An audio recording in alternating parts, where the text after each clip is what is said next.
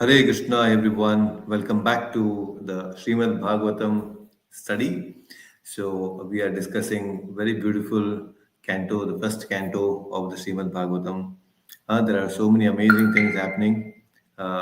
In terms of last session, we discussed how Krishna, uh, although not Krishna, but Kunti Maharani actually glorified Krishna in so many ways. Last three sessions, it was all about how Kunti expressed her deep feelings to Krishna when he was about to leave Hastinapur. So it's a very, very special thing. And all the prayers are very heart touching when we dive deeper into that.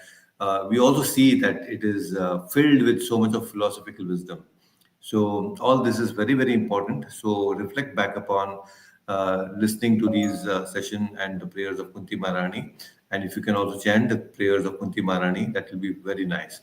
So those who have missed the previous sessions, so if you can go back and listen to them, it will be very helpful. And today we are going to discuss something very, very important about another great personality, a fantastic Mahajana devotee of Krishna. And we already are very familiar with this great devotee, but it is nonetheless so much to know about such wonderful personalities in the Bhagavatam. So before we begin, let us begin with the pranam mantras and let's dedicate this session to His Divine Grace A.C. Bhaktivedanta Swami Prabhupada, the founder Acharya of ISKCON and my beloved spiritual master. So kindly join your palms and chant along with me the pranam mantras. Namo Vishnu Padaya Krishna Preshtaya Bhutale Srimate Bhakti Vedanta Swamin Niti Namine Namaste Saraswate Deve Gauravani Pracharine Nirvishesha Shunyavadi Pashyat Deshatarine Jaya Shri Krishna Chaitanya Prabhu Nityananda Shri Advaita Gadadhara Srivasadi Gaura Bhakta Vrinda Hare Krishna Krishna Krishna Hare Hare Hare Rama Rama Rama Hare Hare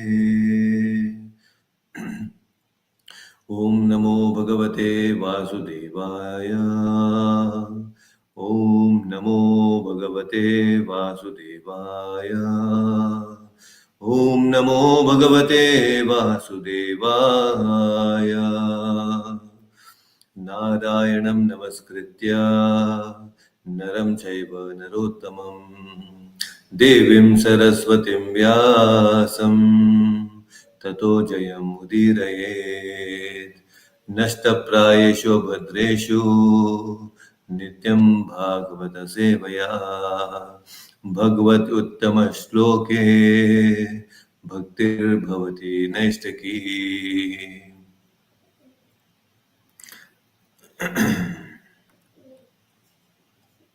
Hare Krishna.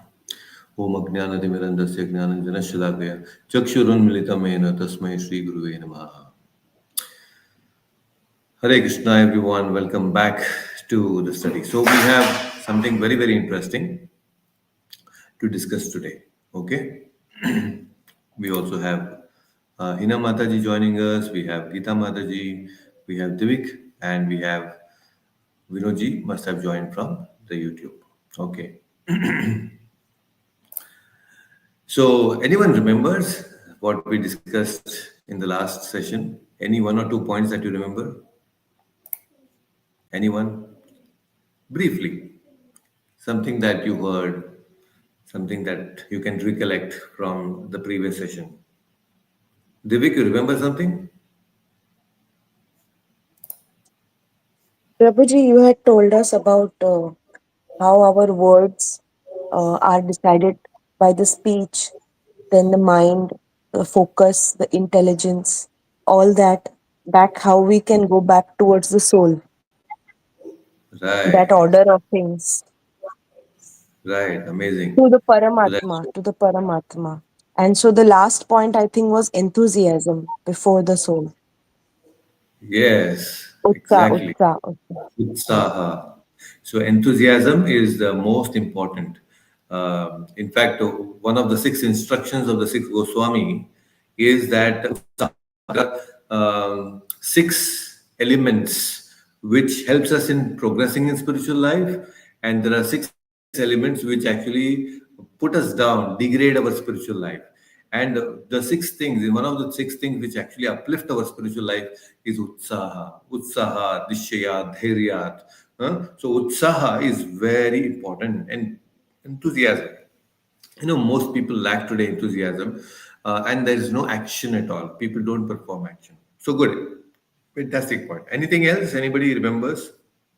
Geeta Mataji, Divik, anything from the previous session that you recollect? Any one or two points? It's also recommended you can take notes so that you remember, and it will help you to reflect back on the important things so that if you have to share it with someone, then it will become very easy. Right? So, very nice. So, today, let us understand something very, very important about a great devotee, and that great devotee is Bhishma. So, after Kunti Maharani's prayers, the next chapter describes about Bhishma's life. So, very, very beautiful instruction of Bhishma's life, especially in the last stage of his life. And there is so much to learn from Bhishma in our life so that we can understand so many beautiful aspects. And people have heard about art of living, and people know art of living. Even animals also know art of living. Even ant also knows how to live its life. It knows how to find its food. It knows how to store food during winters. So even ants are quite intelligent, and they know how to live. But the art of dying is taught by Bhishma. So this is very, very special. So this is what we are going to learn today. Something very beautiful, and there are so many tidbits of wisdom from this specific chapter, and so much to learn from Bhishma. So now we all know that in the Mahabharata, we have this Kurukshetra war, and in the Kurukshetra war, the Pandavas won. Now, after winning the battle of Kurukshetra, Yudhishthira, anyone, any king for that matter, when he wins, is victorious, they are very, very happy, they're glorious, and there's so much of pomp and show. They're invited in the kingdom with so much of glory. Every king is very happy when they win the wars. But here, Yudhishthira, winning one of the biggest battle that the world has ever seen, he is not happy. He is instead, he's morose. He's very sad. This is his condition. That so many people have died because of me. That was his thought, one of his thought actually. So now he has heard from Krishna, but still is not satisfied. That means, is that Krishna's words are not effective enough to pacify Yudhishthira? No, they are very much there. But now in this situation, Krishna also gives forgetfulness, right? Matta smritir jnanam apohanam cha. So he gives forgetfulness also. Although Yudhishthira has received knowledge from Krishna, but here in this case, he has forgotten. And why he has forgotten, and why Krishna wants him to forget? Why? Because he wants to glorify his another devotee, Bhishma. Bhishma is a great devotee. Krishna wants to glorify Bhishma. Now, Bhishma, after this, during the war, we know on the 10th day, Bhishma, he fell on the bed of arrows because Arjuna shot arrows, and then Bhishma was on the bed of arrows. Now, Bhishma did not die because he had a Ichha Mrityu, the boon that he got from his own father, Shantanu, and because of his severe tapasya that he took and the vow that he took, very special. So now Bhishma was on the bed of arrows, not dead, but he was waiting for the sun to move in the northern hemisphere, Uttarayana. And in the Bhagavad Gita also it is said that anyone who leaves their body in Uttarayana, they actually go higher to the higher planets. Their soul gets elevated. So Bhishma was waiting for Uttarayana. Now, when Bhishma is there on the bed of arrows, all the great rishis like Narada, Asita, Devala, Shukadev Goswami, many great personalities have come there. Now imagine if these great personalities who have their own history, they have so much about their own life. We can discuss about each one of them so much. What contributions they have done, amazing contributions, great devotees.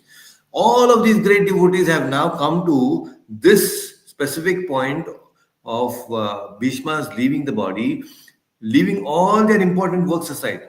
Now you can imagine how important Bhishma is. Bhishma is a very great devotee. He's a Mahajana, one of the 12 Mahajanas. So now they all want to be there because in his absence, Krishna, before Bhishma leaves, in his absence, the knowledge will be lost. So Krishna wanted to extract the great wisdom of Bhishma. Now, Bhishma is not ordinary person, and he was almost about 800 years, okay, close to 800 years. And he had so much of knowledge and wisdom. His education itself was 525 years. I had given this breakdown once. Okay, he learned from Parashurama. He learned from so many great rishis, from Brahaspati. His two main teachers were Brahaspati and Parashurama. So he has studied Vedas. He has studied martial arts, the science of warfare, everything from these two great personalities for 525 years. Now you can imagine he has churned the Vedas so much. He was thirsty for knowledge, a great amount of knowledge that he had. And this knowledge, it should not be just gone away. It should be there. It should be passed on. So Krishna wanted this knowledge to be passed on. So that is where we are, and you can imagine somebody on the deathbed. He has so much of experiences, and that experience, what to do, what not to do, on the deathbed, a person with all the life experiences, the best of the experiences, he can share, right? So Bhishma is now about to leave, and the experiences that he has gone through, good, bad, ugly, everything, he out of all that, he takes the best and he's going to give to Yudhishthira now, so that he is pacified. So the best advice that anyone can give is the time when he is on the deathbed. So with all the wonderful experiences, Bhishma broadly speaks about six things for a very successful and a happy life. Um, but we'll try to see how one by one and how much we can cover today. But some basic, very broad, important aspects we will try to understand in this session. So we also have Dishna joining us. We have Lakshmi Mataji joining us. Thank you so much for joining on YouTube. So I will chant the verses by myself. You can all just listen to it. It's Canto 1, chapter 9. This is chapter 9 we are discussing. In verse number 12, the first few verses actually describe about how Yudhishthira was morose and how he was taken to Bhishma by Krishna. So in this verse, it says that Aho kashtam aho nyayam yajyuyam dharmanandana jivitum narahata klishtam vipradharma chuttashraya. So it says, Bhishma Dev said that, oh, what terrible sufferings and what terrible injustices you good souls suffer for being the sons of religion personified. You did not deserve to remain alive under those tribulations, yet you were protected by the Brahmanas, God, and religion. See now, very interesting. Huh? Looking at Yudhishthira, he is come now to Bhishma, and Bhishma looking at Yudhishthira is saying, Aho Kashtam. He's like so much pain and tribulations that you all Pandavas have gone through. So much. You are my child, Oh, Aho Kastam, Aho Nyanyam. Like he's treating Yudhishthira like a child. Yudhishthira is about 90 years now, close to 90 years after winning the war. So a 90-year-old Yudhishthira is still a child for Bhishma because Bhishma is about 750 plus years. Okay, so quite old. So Yudhishthira is still is Pitamaha, right? So he's still a child. Yudhishthira is 90-year-old child for Bhishma Dev. So this grandfather Bhishma is saying that you have gone through a custom, so many big problems you have gone through. In such situations, actually, you are not supposed to live, but still you are alive because of you are protected by the Brahmanas, God and religion, Dharma itself, Dharmo, Rakshati, Rakshita, right?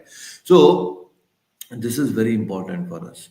See, many a times uh, now when we go through life, we all have certain problems and we give up sometimes on doing good things. But here, this Dharmaraja and all the Pandavas, all these tribulations came to them, but still they were very powerful. And Bhishma never said that you are suffering in this life because of your karma. He said that it is only because of the inevitable time. It's only the time that actually brought all these different problems into your life. It's not your karma because Pandavas were very religious. They were dharmic in nature. So there was no bad karma as such. So karma, they were not suffering because of karma, but they were suffering because of the inevitable time. So sometimes it is like that. So along with karma, we in our own life we suffer because of our karma. But we should know also that along with karma, there is inevitable time which brings in certain pain. That's why it's called tapatraya. We all go through this kind of pains, right? And many times we just don't understand or learn from this pain that we go through. So that is why we are called in Mahabharata as Jantu. You know what is Jantu? Jantu means a creature. So sometimes when you call someone Jantu, and they will feel offended. Hey, how dare you call me Jantu? I'm just a creature or what? I'm a human being. People get offended very easily. Jantu is basically a living creature who is just dependent on food. He's just thinking about his life. That's it. You know, when a sibling is born to a other, when sibling is born, the other child feels that he's my enemy because he's going to take away everything. Jantu feeling is like that. Very envious, jealousy is there. So as long as we only eat everything, okay, and not give anything to anyone, we are called Jantu. We are only busy with our own life. The day when we think that, oh, yes, I have been eating so much all these days, now let me give back to my mother, and feed my mother also. That is when, oh, you're not a Jantu because now you're thinking of somebody else other than yourself. So you are called a Jiva. From Jantu, we become Jiva. So this is a little progress. Because now Jiva starts cooperating with others. So when we learn the art of cooperation, that is when the Jiva then reaches the stage of Atma Tattva. Oh, yes. You should understand that everybody else also is Atma and I need to serve them in different ways. That stage is there. And then the next stage after Atma Tattva stage is the Vaikuntha Chetana, where you are fully blissful. It's a direct contact with the Lord. So Vaikuntha Chetana is a stage where you are fully absorbed and the reciprocation of the Lord is there constantly. And here, why specifically Bhishma is telling all this is, oh, you have gone through so much difficulties, all these problems. But you know what? There was one very important component in your life, O Yudhishthira, and that is during this journey of all the pains that you had to go through, Krishna was there with you all the time. Krishna was present with you all the time. And that same Krishna who was there during your journey has now come to my life at the fag end of my life to give his blessings. So we need the grace of Krishna to reach that Vaikuntha Chetana. So that is what he's trying to say, that you already had that grace all the time in difficulties. And that's what Kunti Maharani also says that, you give me more pain because then I can see you. If I see you, then there is no birth and death. Right? So Kunti Maharani's prayer was that, and here Bhishma is also saying the same thing. If you want to have that Vaikuntha Chetana, which you already had, be grateful to that. You don't have to focus on anything else. Krishna is there with you. Many times, initial days I have seen, Um, for some people to take up Krishna consciousness is fear. Oh, we may die anytime. That is there. If we do wrong things, then after that we will be punished so much. Most people take up to Krishna consciousness because of this fear, and for them, the impetus for Krishna consciousness is death. Oh, so in such cases, what happens is uh, it's not the right thing to do. It's not that Krishna consciousness should be taken because of the fear of death. No, Krishna consciousness should be taken because I want to be the devotee of Krishna, not because, oh, what will happen to me after death. Hmm? So Krishna, your Bhishma also is not thinking that way. You just look at the elevated stage of Bhishma. He's totally not concerned, unconcerned about death. He's just there, relaxed on the bed of arrows. We cannot be relaxed on the bed of arrows. Hmm? He's relaxed because he's totally absorbed in Krishna and the knowledge and the wisdom. Hmm? So we should not be paranoid by death. Krishna is Kala himself. So here Yudhishthira is being told that he was always there, Krishna was always there with you. So you're protected all the time. Don't be worried. So this is very nice. So let's go. Let us progress a little bit in this and understand more. Very special again. So here in the 22nd verse, Bhishma is saying, Tatapekanta bhakteshu pasya bhupanukampitam यन्मे संस्त्यजतः साक्षात् कृष्णो दर्शनमागतः. Yes, despite his being equally kind to everyone, he has graciously come before me while I am ending my life. For I am the unflinching servitor. See, Bhishma himself is saying this, that, he is equally favored to everyone. But now he has come special to give me special grace during the fag end of my life. I'm about to end my life, and he's come here because I am his unflinching servitor. See, Bhishma is calling himself and stating this, that I am his unflinching servitor. Now, it may sound little uh, astonishing to some because if he was an unflinching servitor, then why did he fight against Krishna? Krishna was on the opposite side, and Bhishma on the opposite side, fighting on the side of Kauravas. Right. So this is what very interesting here. Now, like he said, he's come to my life at the back end of my life. I did so many mistakes. Bhishma is saying basically that I did so many mistakes fighting against Krishna. Although knowledge was there, sometimes we get caught up by our own understanding of dharma. Dharma is very complex. Hmm? So, and he got caught up with his own dharma. And still, in spite of all the mistakes that I have done, all that mistakes of taking side on the adharma that I have done, in spite of all that, Krishna has still come. At the point where I'm about to die, he has come here to give me grace, his mercy. So he recognizes his mistakes, but still he is very happy that Krishna is there. So, see, in life, there might be people, there might be other friends and family who are all there in our life for some time. But if there is one person who is going to continue to be with us even after death, and that is Krishna. If there is anyone for you who is going to always be there for you, that is Krishna. This is something that we should know. We cannot say that, oh, my husband or a wife or children, they'll be with me all the time. No, nobody will come. It's only Krishna who will come. And he's coming actually. Life after life, Krishna is following us.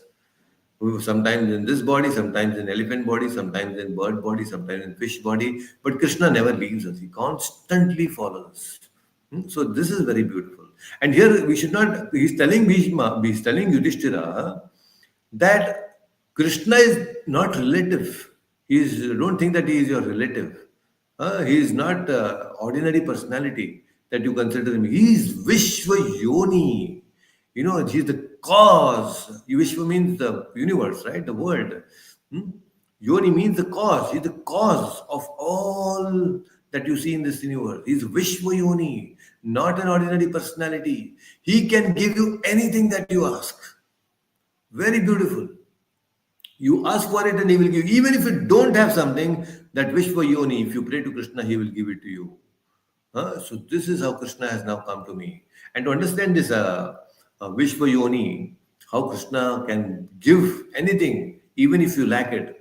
There is a very beautiful story in this place in southern India. There is a place called Tiruvalli Puttur, and there was a boy, a small Brahmana boy. His name was Devanathan. Small, like Divik. Divik is here. So almost of that age. Now, Devanathan, who used to go to study Vedas in the Veda Patashalas. In the olden days, there used to be Veda Patashalas where the Vedas were taught very systematically by the teachers. Now, sometimes you must have seen also on YouTube, there are some ads coming of the Veda Patashalas in Andhra and few other places. So this is again coming back. It is regaining its fame of sending children to the Veda Patashalas. So that's a very important thing, something that we had lost. So it should come back. The Veda Patashala study should come back. And this Devanathan, he was studying in the Veda Patashala with other students, and somehow he was not so, intelligent enough to grasp things. And Veda Patashalas are like, you need to recite and memorize a lot of mantras. Every Vedic verse is called a mantra. And in the initial days, when the children are sent to the Veda Patashalas, they are only taught to repeat and recite out of memory. Meaning and all they don't teach first. First is you just learn how to recite out of memory. And some important concepts they will share, but then Devanathan was not able to understand these things. So the teachers used to take some extra tuition classes for him, but then still he was not able to understand. And finally, they understood. The teacher went and told that I'm really sorry, but then you are not able to get. Vedas are not meant for you. It looks like Brahma has not written the study of the Vedas in your destiny. So I think you should leave the Veda Patashala. Our Patashala should be is not for you, I think. So he feels very disappointed and he was asked to leave the Veda Patashala. Hmm? And now he is very, Devanathan is disappointed and he walks and walks and then he climbs up a hill. He climbs up a hill called Aushadadri. On the top of this temple, on top of this mountain, there was a temple of Hayagriva. Huh? And he sat there and he was sobbing and he was crying that, oh, is there anyone who can help me? He was having a self talk. So, can someone help me learn the Vedas? So, at that time, there was this great devotee, Vedanta Desika, who overheard this self talk of this small child, Devanathan. Hmm? And then he went and asked him, why are you so unhappy and morose? What happened to you? So this Devanathan said, actually, my teachers, they told me that in my destiny, Brahma has not written the study of the Vedas. So I really don't know what to do. I'm just confused now about what should I be doing. So uh, that time, the Vedanta Desika, he looks at this boy and says that this destination can be changed. And uh, Devanathan is so happy. Really, my destination can change. Oh, that's amazing. Please tell me, what do I do? How is it possible? And then Vedanta Desika says that Brahma, it's true that he writes the destiny of all the people on their forehead, that is no doubt. But one who has created Brahma is Narayana. So, Narayana, if you take the shelter of Narayana, then you will be blessed with knowledge. So, what he does is, Vedanta Desika, uh, he says that, he takes him inside the altar of the Hayagriva temple, and there in the altar, he chants a very beautiful Hayagriva Stotram, Vedanta Desika. And in one of the verses of this Hayagriva Stotram, it specifically mentions that how that the Brahma Lipi, the Brahma, when he writes on the forehead, it is called the Brahma Lipi. The Brahma Lipi can be changed if we take the shelter of or the dust of the lotus feet of the Lord, when it touches the forehead of our forehead, that is when the Brahmalipi will change. And just at that moment, after chanting this Hayagriva Stotram, the pujari from the altar, he brings the shatari. I mentioned you last time about the shatari. So this shatari, and keeps the shatari on the head of this Devanathan. Now Devanathan directly gets the blessings of the Hayagriva. Hmm? And Hayagriva, the Shatari has the lotus feet on top of it. So anytime when you also go to the temple, and if there is a pujari who is giving you Shatari, you should run towards it, because every time you take the Shatari on your head, your destiny is changing. The Brahmalipi on your forehead is changing. It is very important. If you go to southern India, the Sri Vaishnavas, they don't miss it. They run to take the Shatari when the pujari comes out. So it's very special. So next time when you go to the temple and there is the pujari who is offering Shatari, you should immediately go and take it, because that is a way to change your destiny. Very, very special. So now, this Devanathan was told that you worship, Hayagriva by Vedanta Desika, and keep chanting this stotra, and then all the directions will come to you. So this boy now, he goes to the Gurukul next day. And then with full faith, because he's chanting with full faith the Hayagriva mantra, when he goes to the Gurukul the next day, the teacher, he sees a certain special glow in this boy, something very unusual. And the teacher himself says, I'm really sorry for what I said to you yesterday, and it is very wrong on my side. It's okay, so you please come and then be here and be a part of the Pathshala. And he comes inside, and then the regular workshop starts, of chanting the Vedanta, the Vedas and all that. And this boy, Devanathan, now is blessed. He is out of memory. He's chanting the Vedas so perfectly. The teachers were so astonished, so mesmerized. They said that, oh my God, we said that destiny cannot be changed. But here you have actually changed your destiny. And they all became great devotees. You have become Shrutidhara. Once heard, you can easily remember everything. So, see, this is the training that used to be given. Today, attention span is so less. The Gen Z has no attention at all. I mean, they have attention, but then the attention is so less that they cannot concentrate for more than 6 or 7 seconds. They jump to the next, they jump to the next. So that is how distracted we are today. And here they talk about Shrutidhara. Shrutidhara means once heard, you remember it for lifetime. So this is a greatness of the Lord, and that's why he's called the Vishwa Yoni, because he's the one. Another meaning of Vishwa Yoni is that he can change our destiny.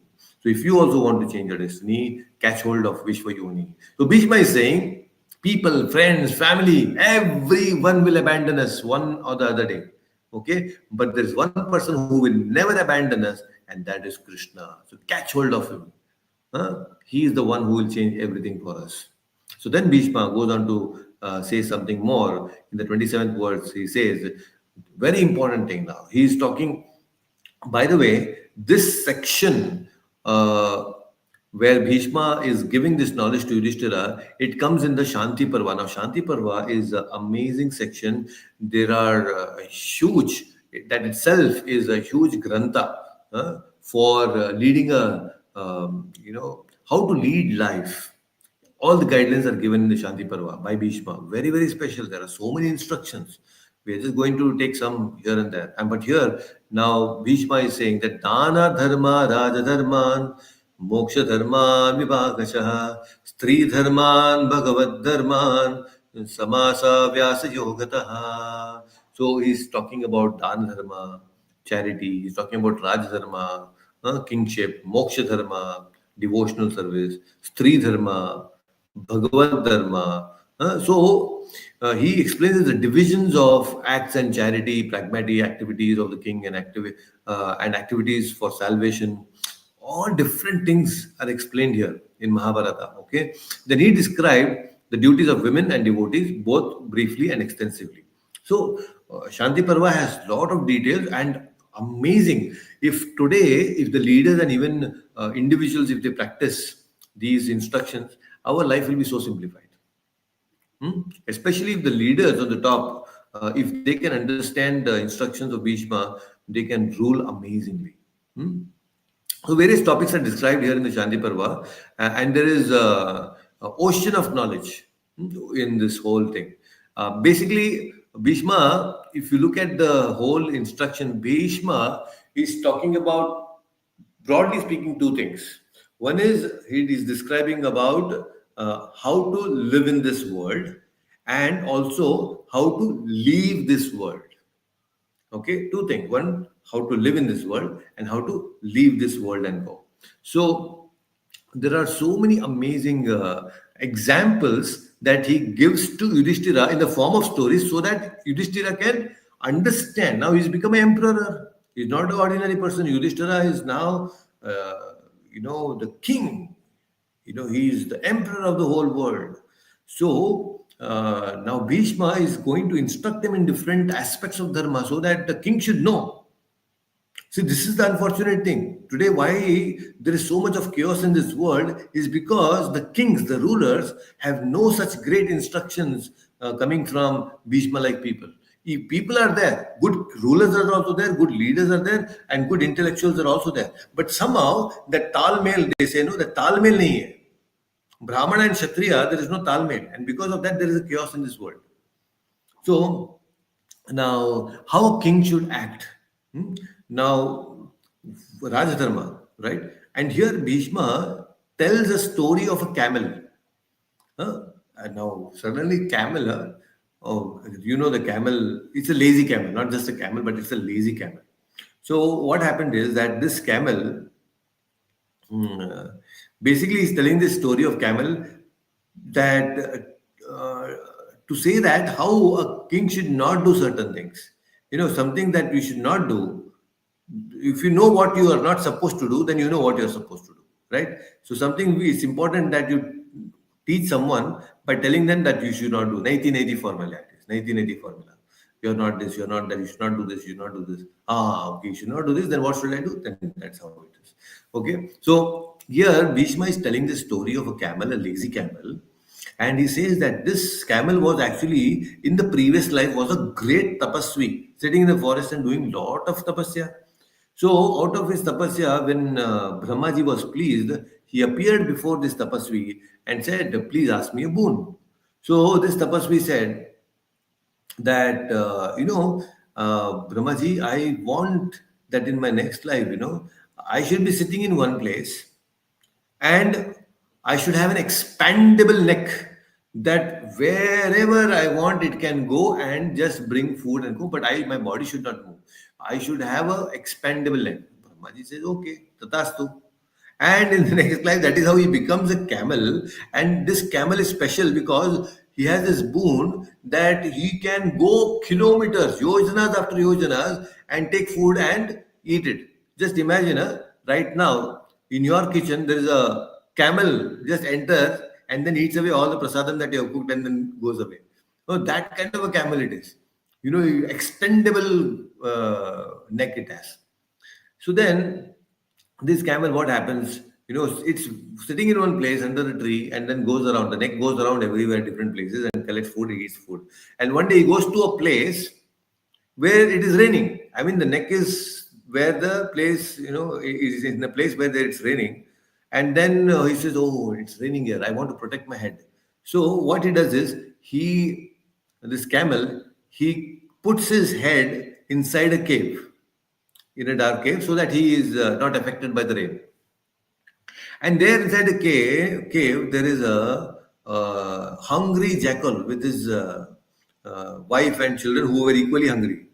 So they were so hungry that they, you know, jumped upon this neck, this camel, and they tore apart. He tried to protect himself, but they were jackals, they were very powerful, and they overpowered him and they killed him.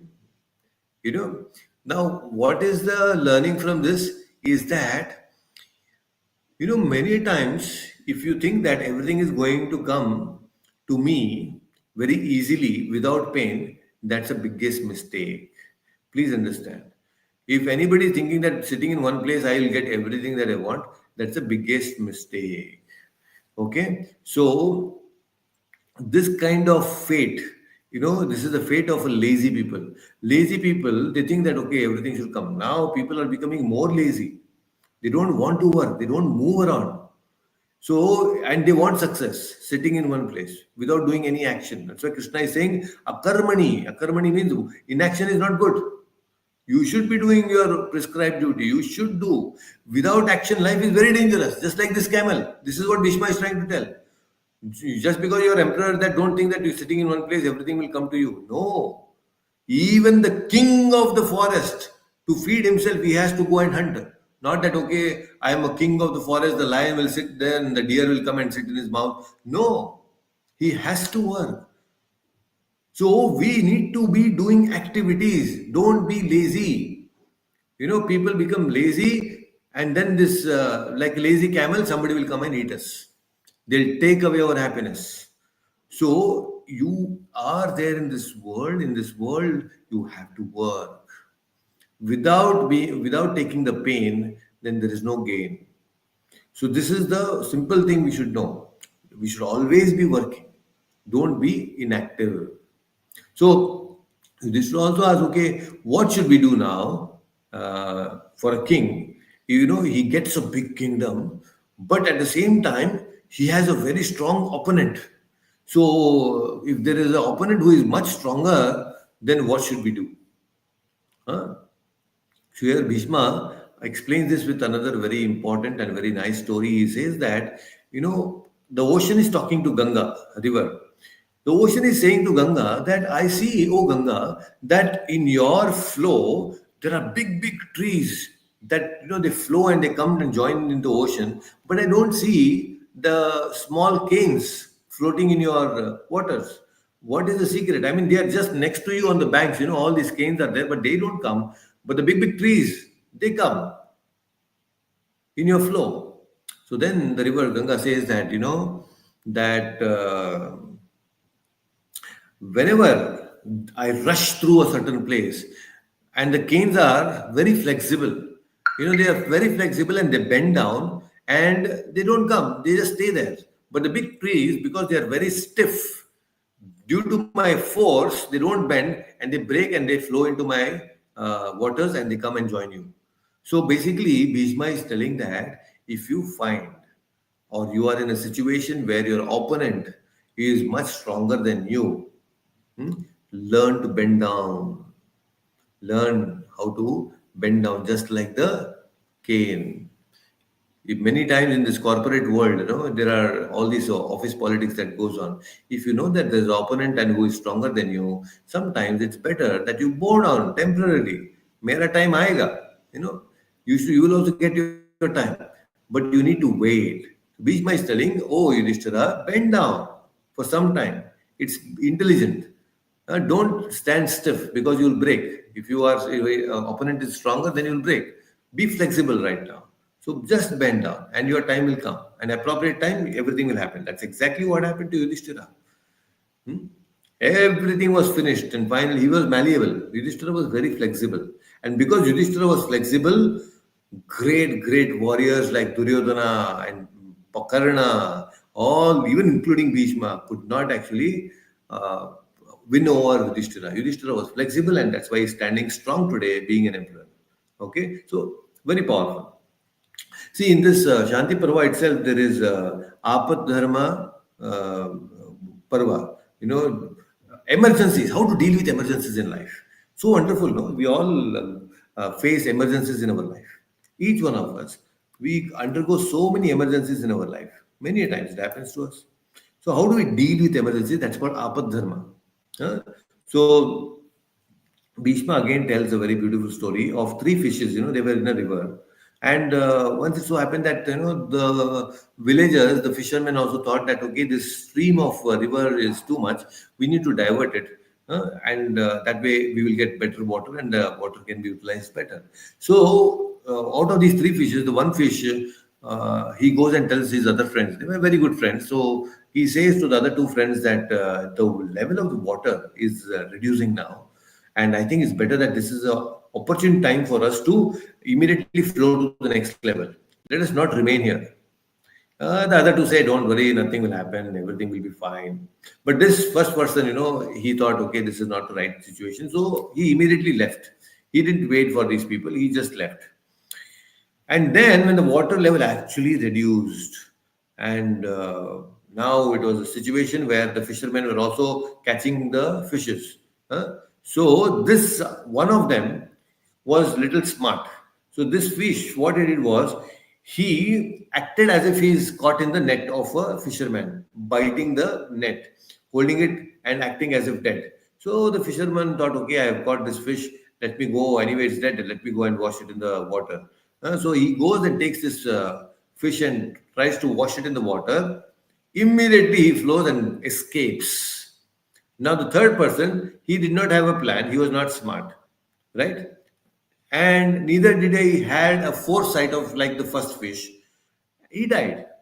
So in life, you need to have foresight. If you don't have foresight, at least you should be active enough, smart enough to have a plan. When there is a situation like this, you need to have a plan, create a plan, and escape.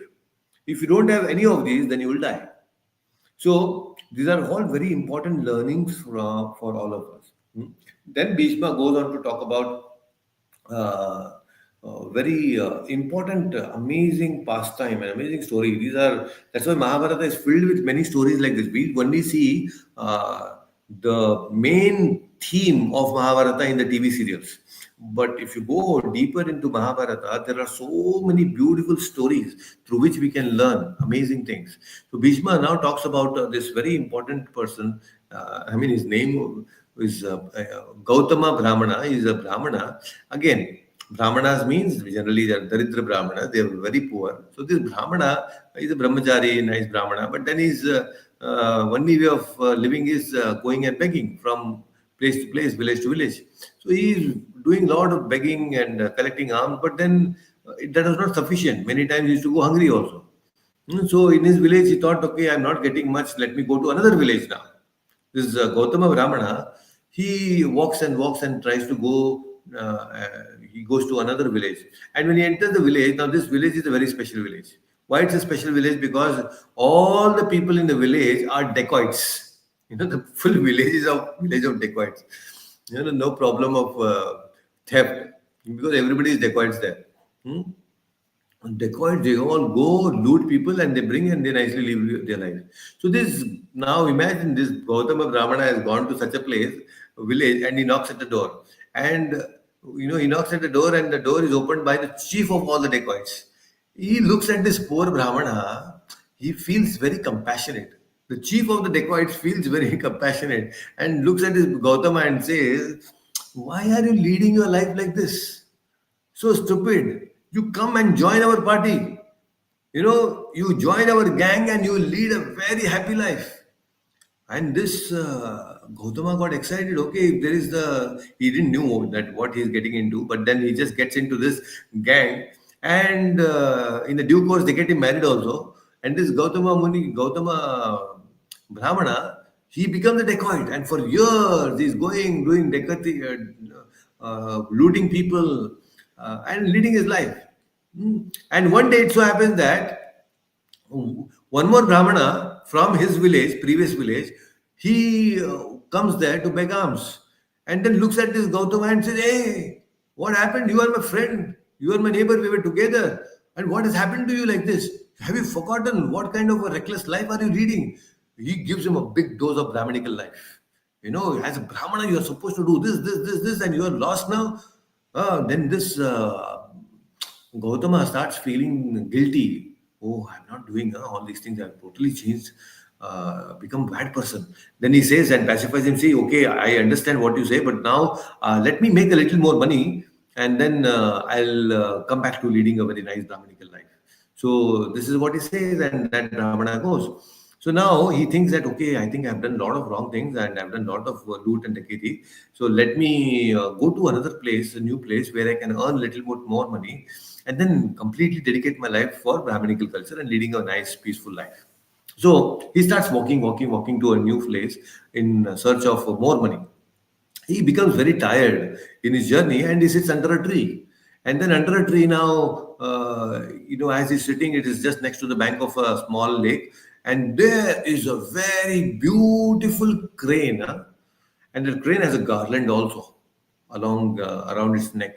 And this crane, it speaks to Gautama and he's astonished. The crane says that, oh, Brahmana, see, this tree is my home. And since you are sitting under this tree, you are my guest. My name is Rajadharman, and I'm a close associate of Brahma. Every day I go meet Brahma and come.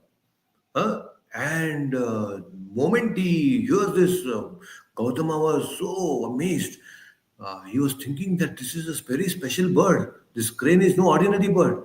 He says, see, actually, I'm your guest now, but I was actually traveling to a place in search of money and so that I can lead a very nice Brahminical life. So can you help me?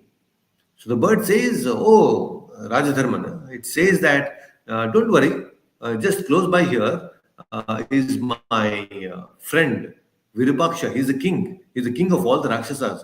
You just go and tell him my name, Rajadharman has sent you. And he will give you everything that is required. Whatever you want to, he'll give you. So Gautama became very happy. So this Gautama, he goes to this kingdom of Virupaksha. Virupaksha is the friend of Rajadharman, the king of all the Rakshasas. And he says that Rajadharman, the bird, has sent me to you. Your friend has sent me here. So Virupaksha becomes very happy. Oh, is it so? He said that, oh, I can take some money from you. That's fine. Come. Virupaksha takes him to the treasury, opens up the treasury and tells him, take whatever you want. And this fellow fills up all his bags, whatever he could fill. He filled up everything with loads of money and everything that was there, and then packed up everything and thanked Virupaksha and left the place. He took a little rest and everything that night, and next day, early morning, he left the place.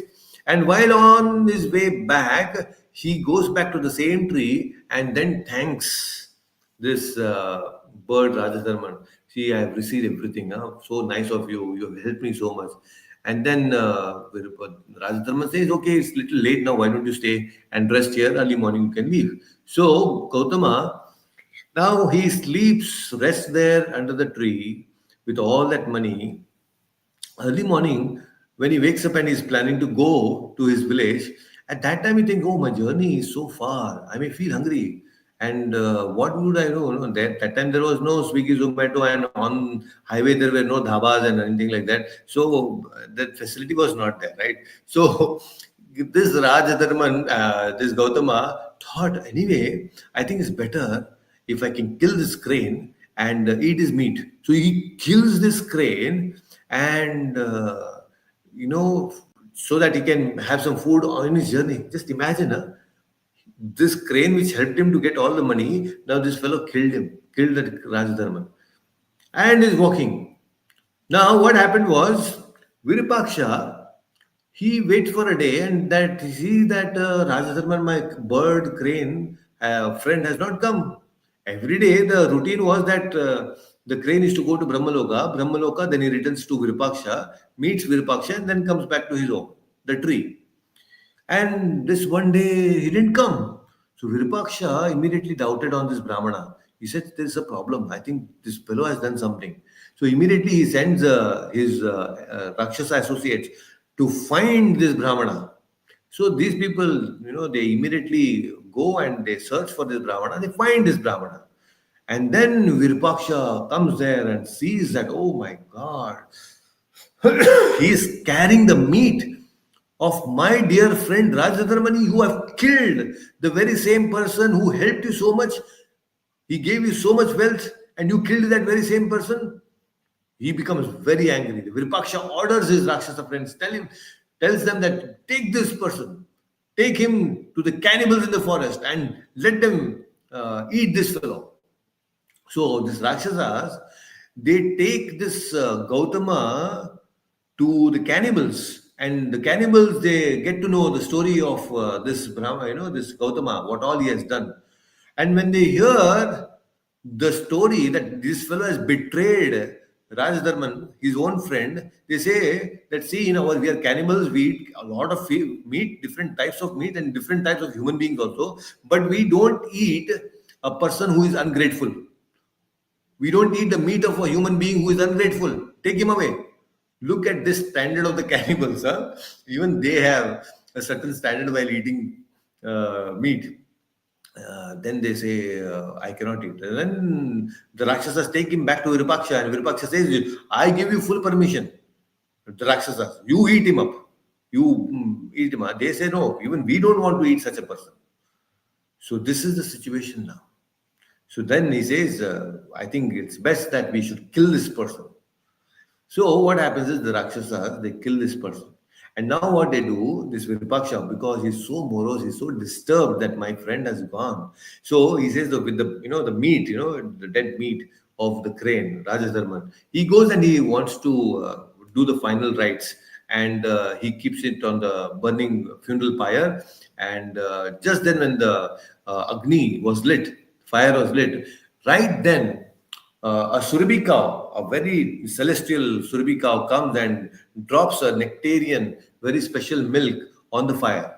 And moment that happens, immediately the bird, the crane, Rajadharman, comes back to life. And when it comes back to life, it's so happy seeing the friend Virupaksha. But then it gets morose because, that this Gautama is killed because of me. And then this crane prays to Indradev and says that, Indradev, please, you have to return back this soul. This person should come back. My friend should come back. Indra was so astonished. This fellow who betrayed you, who is so ungrateful, you want him to be alive. He actually killed you. And still you want him to be alive. Then the crane says, once I accept somebody as my friend, he is a friend for all, lifetime. And then this Gautama, he is also back to life, and then he's thinking, my God, I have done such a bad things. He's such a nice friend. He brought me back to life. Huh? Today, in the today's context, today people send one wrong text message, WhatsApp message, and we become so disturbed. We, in fact, just on that WhatsApp message, we want to go and kill the person. And here, look at this contrast. Hmm? He's actually killed, but then he wants the friendship to be given importance. So this is how Bhishma is giving different ways to Yudhishthira, that talking to him about dharma, that how. And see, people, we should be grateful to a little thing that we get in life. Many times we take things for granted, especially family members. We take them for granted. We are not grateful for all the things that they do. The mother is cooking, the wife is cooking at home. Look, apparently very simple and becomes routine, and we fail to appreciate the small efforts that they do in pleasing the family. Similarly, the men also, they go work outside. They work for extra hours. Little things they do, but then sometimes it goes unrecognized. So we should be grateful for everything that we receive from others. Even it is something. Sometimes people don't have anything to offer, but they have their friendship. They offer their friendship. So that is also a great thing. If somebody is offering us friendship, then we should receive it and take it and be grateful about it. Right? So there are many such things. And then Yudhishthira goes on to ask in the Mahabharata, he asks six questions. Of course, there are a lot of things, but then six questions he asks, and specific answers are given by Bhishma to Yudhishthira. We will not get into that because it's going to take a little more time. But then, after talking about answering the six questions of Yudhishthira, that is when Bhishma, he speaks or he narrates the Vishnu Sahasranam. Just imagine a person on the deathbed, on the bed of arrow. Can he think something like this, so poetic? I mean, so wonderful creation. Somebody can compose anything on the deathbed, but here Bhishma on the deathbed is composing a very special Vishnu Sahasranam, which millions of people they chant even today in different places across the world. Uh, Vishnu Sahasranam, the beautiful names, and every name has so much meaning in Vishnu Sahasranam. And Vishnu Sahasranam is so powerful. In fact, there is a section in the uh, Ayurveda. There is a section in the Ayurveda that which says that in the olden days there used to be maternity rooms. When the women were pregnant and about to deliver a child, the in the maternity room they used to chant Vishnu Sahasranam, and almost all the deliveries used to be a natural delivery. Today, people have so much problems. C-section has become a business. But if they chant Vishnu Sahasranam, listen to Vishnu Sahasranam, everything is going to be very normal. No complications will come. So people follow. There are great people, great rishis and great devotees. When they fall sick, they just listen to Vishnu Sahasranam and they get well. It's very powerful. Vishnu Sahasranam is not ordinary. Bhishma has given this and composed it at the point when he was about to leave his body. Huh? So it's extremely powerful. I have personally seen many people. There are groups of this Vishnu Sahasranam ladies in different form. They come and they keep chanting Vishnu Sahasranam. Very powerful. And see, basically, Bhishma is addressing the power of thinking, feeling, and willing. We have this capacity to think, to feel, and to will, to make decisions and to have desires.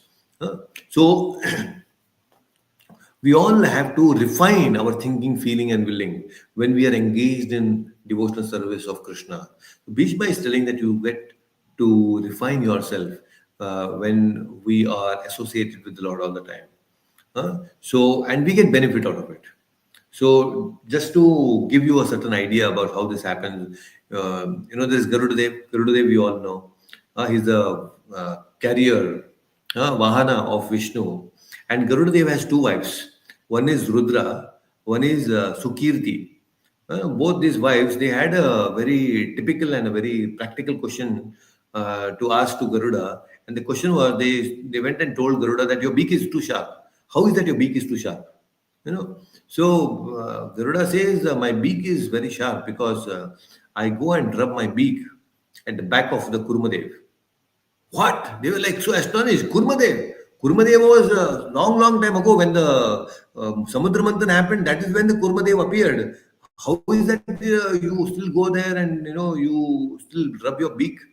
Then he says, no. Kurmadev, that avatar had come then, but still under Patala is still there holding this whole universe.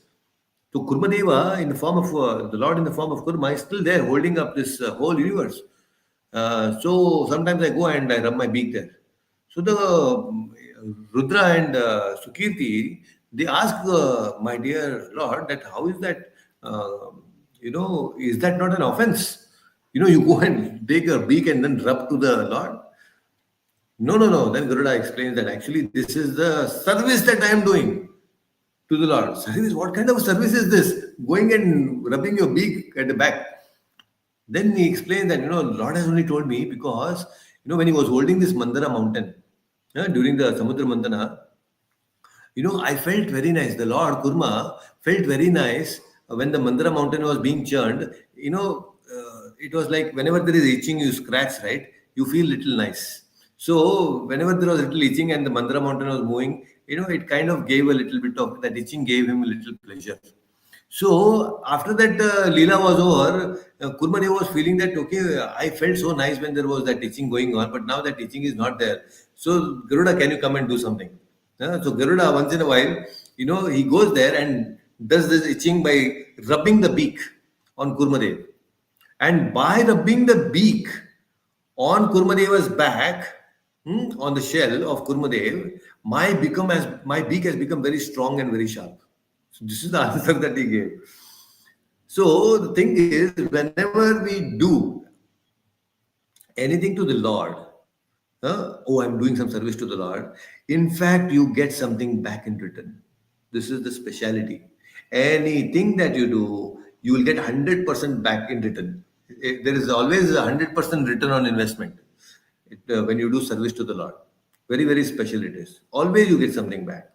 See, why this example? Because see, many times there are so many people in this world, so many big, big motivational speakers. There are gurus of different kinds. They're all churning the Vedas, like the ocean using the mountain. Just imagine if the mountain is being churned, and if there was no Kurmadev below, the mountain will just sink below. It is because of the Kurma, the Mantra mountain was there, and they could actually churn the ocean. Right? Without Kurmadev, it is not possible. So, similarly, there are many people who keep churning the Vedas, but they don't have the Lord below. They don't have the concept of God. They keep churning, very intellectuals, big, big things they'll talk, all scientific things they'll talk, philosophical things they will talk, but they don't surrender to Krishna. They don't do any seva to Krishna. So, such people who don't have the Lord below, they keep doing this churning work, but ultimately one day the mountain of knowledge will sink. Without Krishna, everything will sink. We should have Krishna. So, see, in the final stage, Bhishma, his favorite memory of Krishna is that when Bhishma was fighting in the war of Kurukshetra, he was shooting arrows at Partha, and Krishna became so wild. Oh, Bhishma, you are attacking my friend Arjuna. No, I'm not going to leave you. So, Krishna, who had actually promised that I am not going to take any weapon. Such Krishna, he gets down from the chariot and takes that wheel and goes to attack Bhishma. And Bhishma, standing there, looks at this scene, that amazing experience that Bhishma has looking at Krishna, not following his own words. That was so pleasurable that seeing Krishna coming towards him, charging towards him to attack him. So Bhishma is remembering that and relishing that, oh my Lord, you came. He remembers his Parthasarthi mode of Krishna, the special experience. So with that memory, he wants to remember at the point of death. See, each one of us in our life, you all have your individual spiritual experiences. Don't just let that experience go away or fade away. You should convert that experience, spiritual experience, into a memory. You should relish, your spiritual experiences, convert them into memories, so that at point of death, just like Bhishma remembered that specific thing of Krishna getting down from the chariot, attacking him. So you can also remember some of your beautiful spiritual experiences, which are turned into memories at the point of death. And that itself is so easy for you to remember, right? And Krishna will give you that memory.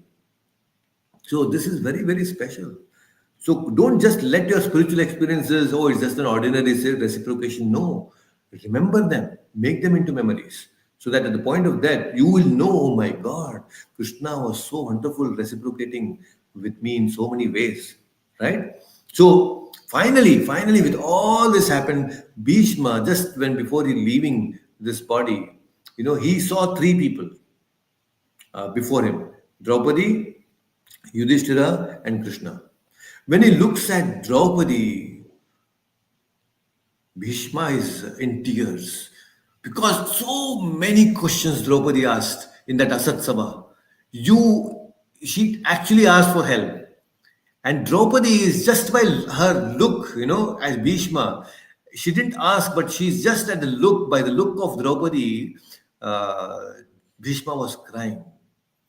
you know uh, you're talking today all these great things, Raj Dharma, Stri Dharma, many dharmas you're talking, but what happened to your dharma when I was being disrobed? you know so Bhishma was having this a deep pain when he saw Draupadi. He was in tears. So when Draupadi asked this questions, what happened to you then? Then Bhishma replies, actually says that, dharma is very, very complex, Draupadi. Dharma is very, very complex. when I was there in that kingdom with Arjuna, I mean, with Dhritarashtra and all these Duryodhana and party, I was eating the food given by the Kali personified Duryodhana and Dhritarashtra. And because I ate the salt of such adharmic people, my blood had become impure. It had become adharmic. But now your husband Arjuna has shot arrows and pierced my body with so many arrows that all that impure blood has gone. And because that blood is gone, I'm able to speak dharma. So that is how painful it was for Bhishma to face Draupadi at this point. And then when he looks at Yudhishthira, he becomes very joyful and happy because all his life, his whole life, he was waiting for one person who could take that throne, who is dharmic. All his life he was waiting. He struggled so much to establish Dharma on Hastinapura and he was not able to do that. And finally, when he sees that Dharma personified Yudhishthira, Dharmaraja is there, he was so joyful and happy. Amazing it was. And of course, he was then looking at Krishna and he was feeling so grateful to Krishna for all that he had given to him. Krishna, at the very final stage, has come before Bhishma. And then Bhishma, looking at Krishna, he feels gratitude. Okay, my Lord, you are here now. You have come to bless me. Thank you so much.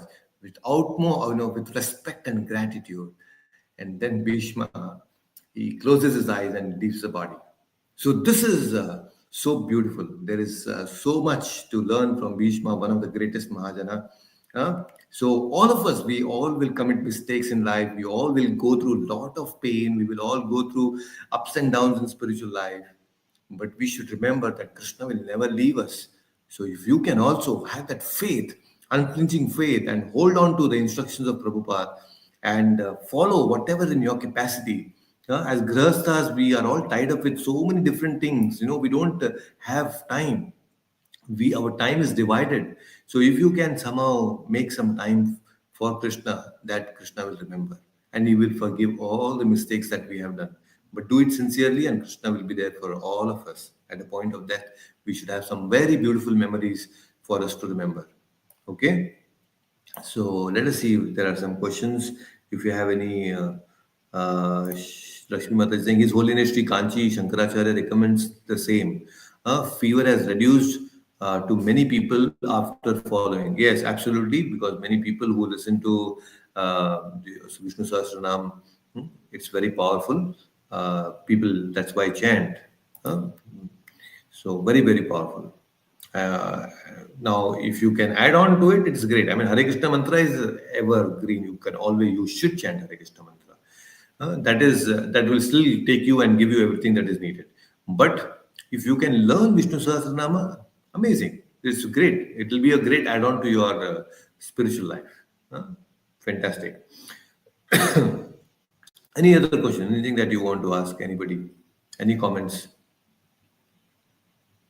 A very beautiful session, Prabhuji. There's so much. It's like a very dense, packed session, Bhagavatam. Each session, there's so many things, and then one Yeah. tends to forget because there are so many things in one session that it's like very dense, and it keeps Right. your mind alert. It's Yeah. really nice to hear about Bhishma Dev today. And last time also, it was wonderful, Kunti Maharani session. I mean, it is Right. amazing how elevated those personalities were at that time, and still they had to go through so much. Yeah. And this is what gives us hope also.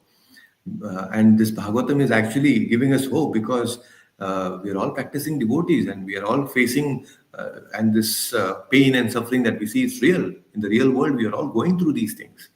So it becomes even more practical for us to create these wonderful memories, act upon these things and beautify our life. We are all going to be imperfect, but then this knowledge will make us more receptible to the mercy of the Lord.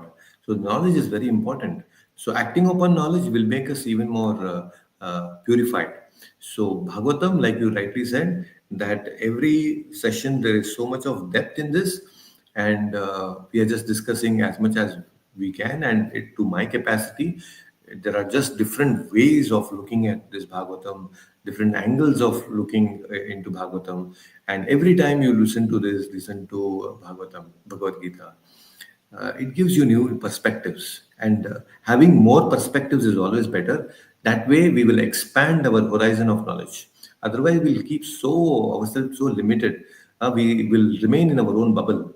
So Bhagavatam, what it does is it breaks this bubble. Otherwise in our own bubble we think that we are this and that, and so many nonsensical things are there we identify with. I think this Bhagavatam will help us to be true to what we are. Our identity should remain aligned with Krishna. So it helps us to align ourselves with Krishna better. So that is how it is. Fantastic. Any other comments? Anything anyone want to share?